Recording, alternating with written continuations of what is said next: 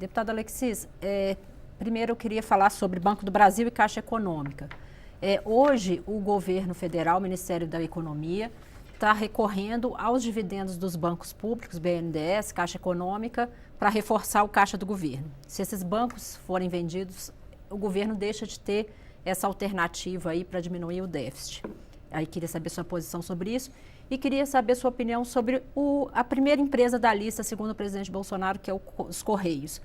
Não existe um risco para a população de locais considerados menos lucrativos de deixar de ser atendida pelo serviço postal e pequenos empresários dessas localidades terem, às vezes, que pagar uma tarifa maior para remessa de produtos?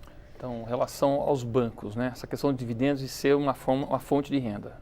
Veja que isso é também uma administração temerária, muitas vezes, do governo. O governo, quando precisou de caixa em governos recentes, foi passando a mão dos dividendos de todas as estatais, Correios, bancos, tudo mais, para poder reforçar o seu caixa. Só que muitas vezes a distribuição de dividendos ela não deve ser feita para não comprometer o capital de giro dessas empresas. Então é mais uma coisa perigosa de você ter uma série de estatais nesse sentido. E o governo vendendo essas empresas, né, o Banco do Brasil, a Caixa Econômica Federal, é obviamente que ele vai fazer resultados e já reforçar o seu caixa. Então a ideia de que o dividendo vai ser sempre é quando tiver lucro, porque se tiver prejuízo vai ter que aportar, como muitas vezes aportou.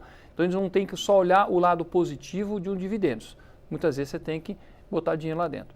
Questão dos Correios, que é uma imagem de que ele tem a maior capilaridade em todas as empresas e que estaria atendendo uma série de... Veja, a iniciativa privada é muito mais capilar. Coca-Cola vai até em lugares muito mais distantes do que o próprio Correio. E a gente entende que o Correio, inclusive na Caixa Econômica Federal, muito bem falado, ela tem capilaridade até maior do que os próprios Correios.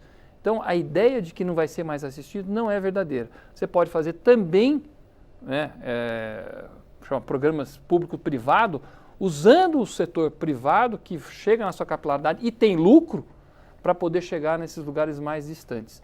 O que nós não entendemos é que, com um discurso desse, de que tem que ter capilaridade de chegar nos lugares mais distantes, a sociedade como um todo acaba pagando por um prejuízo que veio grande nos Correios nos últimos anos. No último ano agora teve um pequeno lucro, mas mesmo assim custa muito à sociedade. Sempre lembrando que quando uma empresa estatal tem prejuízo, quem paga é toda a população.